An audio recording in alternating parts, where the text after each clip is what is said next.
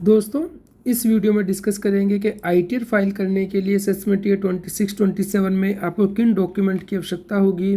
तो आप ये डॉक्यूमेंट पहले ही रेडी कर लें ताकि आपको आईटीआर फाइल करने में कोई डिले ना हो या बाद में कोई इंटरेस्ट एक्स्ट्रा ना पे करना पड़े। दोस्तों, रेगुलर अपडेट के लिए CS B Singh YouTube channel को सब्सक्राइब कर लें ताकि आपको टैक्स के रेगुलर अपडेट मिलते रहें और आप इनकम टैक्स की कॉम्प्लायंस कर पाएँ।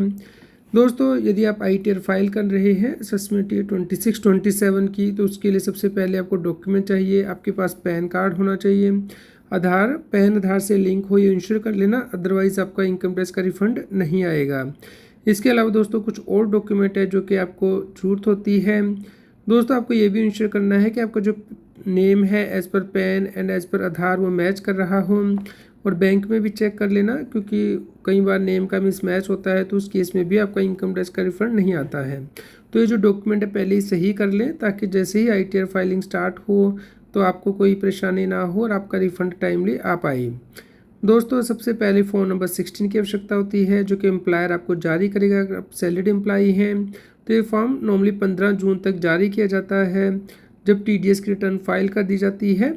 दोस्तों, अब क्योंकि नया फॉर्म आ गया है TDS सर्टिफिकेट के लिए फॉर्म 130, लेकिन पिछले असेसमेंट ईयर के लिए यानी कि 26-27 असेसमेंट ईयर फाइनेंशियल ईयर 25-26 के लिए फॉर्म नंबर 16 ही जारी किया जाएगा आपके एम्प्लॉयर के द्वारा। तो जब ये फॉर्म आ जाए तो आप उसे अच्छे से चेक कर लें कि उसमें जो आपकी सैलरी दी है, जो TDS है वो सही हो। अगर उसमें कोई करेक्शन करानी है तो आप टाइमली करेक्शन करा लीजिए ताकि 31 जुलाई तक आप अपनी इनकम टैक्स की रिटर्न को फाइल कर पाएँ। क्योंकि सैलरीड एम्प्लॉई ITR 1 या ITR 2 फाइल कर सकते हैं, 31 जुलाई लास्ट डेट है। अगर वो इसके बाद फाइल करेंगे तो उस केस में लेट फीस पे करनी पड़ सकती है। अगर आपकी इनकम 5 लाख से कम है तो उस केस में 1000 रुपये की, अगर 5 लाख से ज़्यादा है तो 5000 की लेट फीस लग सकती है। दोस्तों, इसके अलावा आपको अपना 26AS चेक कर लेना है। इसमें भी सभी एंट्री नॉर्मली 15 जून के बाद ही अपडेट होती हैं। जो आपको इनकम मिली है उसके ऊपर जो TDS कटा है, या बैंक के FD के इंटरेस्ट पे TDS है, पोस्ट ऑफिस से इंटरेस्ट इनकम आपको मिली है, कमीशन इनकम मिली है, या कोई और अर्निंग आपको हुई है, तो ये भी 15 जून के बाद ही अपडेट होता है। अगर इसमें कोई गलत एंट्री आ रही है या फिर अभी आप रिकनसाइल कर लें, अगर इसमें अभी तक कोई गलत एंट्री है तो आप अपने डिडक्टर को बोल के उसमें करेक्शन करवा लीजिए ताकि जब रिटर्न फाइल करें उस वक्त आपको कोई परेशानी ना हो, क्योंकि इसे मैच किया जाता है इनकम टैक्स डिपार्टमेंट के द्वारा। अगर मिसमैच आता है तो उस केस में नोटिस भेजा जाता है। तो अभी से अपना 26AS जो है चेक कर लें। दोस्तों, AIS और TIS यानी कि एनुअल इन्फॉर्मेशन स्टेटमेंट और टैक्स पेयर इन्फॉर्मेशन समरी, ये भी 15 जून के बाद अपडेट होती है। तो आप अभी तक जो एंट्री आ रही है उन्हें चेक कर लें, क्योंकि अगर आपने कोई कार परचेज़ की है, कोई घर बेचा है या ख़रीदा है, या फिर कोई इंटरेस्ट इनकम हुई है, सभी डिटेल आपके TIS में आती है, EIS में आती है। अगर आप कोई शेयर म्यूचुअल फंड बेचते हैं तो उसकी डिटेल भी आती है। तो अगर इसमें कोई ट्रांजैक्शन गलत आ रही है तो आपको इसे करेक्ट करवाना है। तो इसलिए आप इसके ऊपर अभी से चेकिंग जो है वो कर लीजिए। और दोस्तों, इसे आपको इंश्योर करना है कि मैच कर रहा हो ताकि बाद में इनकम टैक्स डिपार्टमेंट से कोई नोटिस ना आए। तो दोस्तों, फ़ॉर्म 26AS, AIS और फ़ॉर्म नंबर 16 जो है वो आपको उपलब्ध कराए जाते हैं। तो 15 जून तक आपको इंतज़ार करना है, लेकिन अभी तक जो भी दिसंबर तक की एंट्रीज आ रही है उन्हें आप चेक कर लें। अगर उसमें कोई गलत एंट्री आ रही है तो आप उसे करेक्ट कर लें, और जो भी आपका टैक्स बनता है वो आप टाइमली पे कर दें, क्योंकि जैसे नेक्स्ट मंथ आएगा आपका इंटरेस्ट और बढ़ जाएगा। अगर आपका टैक्स पेबल 10,000 से ज़्यादा है तो आपको एडवांस टैक्स पे करना होता है। अगर उसमें डिफ़ॉल्ट हुआ है तो आपको अभी से पे कर देना है ताकि बाद में इंटरेस्ट ना पे करना पड़े। लेकिन अगर आप सीनियर सिटीजन हैं तो उस केस में आपको एडवांस टैक्स पेमेंट करने से छूट दी गई है। तो जब आप रिटर्न फाइल करेंगे उस वक्त अपना टैक्स पे कर सकते हैं। इसके अलावा दोस्तों, इन्वेस्टमेंट के प्रूफ जो हैं वो भी आपको पास होने चाहिए जब आप रिटर्न फाइल कर रहे हैं। तो अगर आप सैलरीड एम्प्लॉई हैं तो उस केस में अगर आप HRA पे कर रहे हैं, हाउस रेंट पे कर रहे हैं, HRA आपको मिल रहा है, ओल्ड रिजीम ले रहे हैं, तो इसके डॉक्यूमेंट आपके पास होने चाहिए। इसके अलावा लीव ट्रैवल अलाउंस जो है या सैलरी स्लिप्स आपके पास होनी चाहिए था, आप क्या मैच कर पाएँ कि आपकी इनकम कितनी बनती है। फ़ॉर्म नंबर 16 से उसे आपको करेक्ट करना है, मैच करना है। आपको ये भी इंश्योर करना है कि फ़ोन नंबर 16 जो जारी किया जाएगा आपके एम्प्लॉयर के द्वारा वो ट्रेसिस के पोर्टल से डाउनलोड करके ही जारी होना चाहिए। तो अगर कोई व्यक्ति मैनुअली इसे जारी करता है वो वैलिड नहीं माना जाएगा। आपके पास बैंक स्टेटमेंट और पासबुक होनी चाहिए जो कि 1 अप्रैल से लेकर 31 मार्च तक होनी चाहिए, यानी कि 1 अप्रैल 25 से 31 मार्च 26 की, फाइनेंशियल ईयर 25-26, असेसमेंट ईयर 26-27 जिसे हम कहते हैं।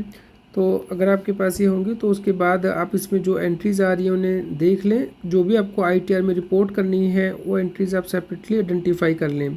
अगर आपने कोई FD कराई है या फिर मैच्योर कराई है तो उसकी डिटेल भी आपके पास होनी चाहिए, क्योंकि हाई वैल्यू की जो FD है 10 लाख से ज़्यादा की वो इनकम टैक्स डिपार्टमेंट को रिपोर्ट करनी होती हैं बैंक्स के द्वारा। तो इसलिए आपके पास जो सोर्स है फंड का वो जस्टिफाइबल होना चाहिए। इसके अलावा जो इंटरेस्ट इनकम आपको हुई है जैसे कि FD से, RD से, NRE NRO अकाउंट से, उसके लिए पहले ही बैंक से इंटरेस्ट सर्टिफिकेट ले लें, क्योंकि बाद में रश हो जाता है बैंक में और इंटरेस्ट सर्टिफिकेट कलेक्ट करने में बहुत डिले होता है।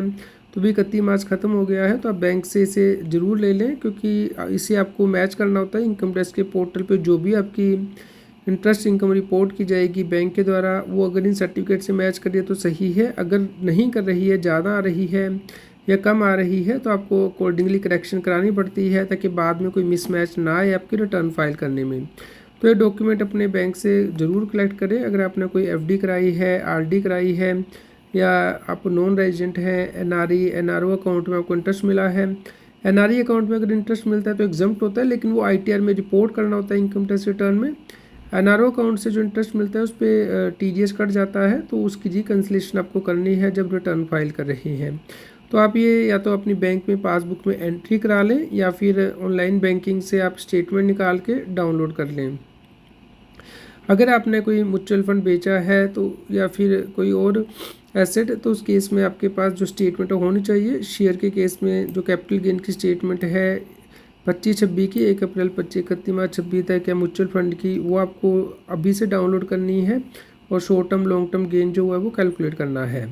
इसके अलावा इनकम स्पेसिफिक डिडक्शन अगर आप क्लेम करना चाहते हैं, जैसे सैलरी के केस में HRA की डिडक्शंस या हाउस प्रॉपर्टी के केस में होम लोन की डिडक्शंस, तो ये डॉक्यूमेंट आपके पास होने चाहिए। होम लोन का इंटरेस्ट सर्टिफिकेट है।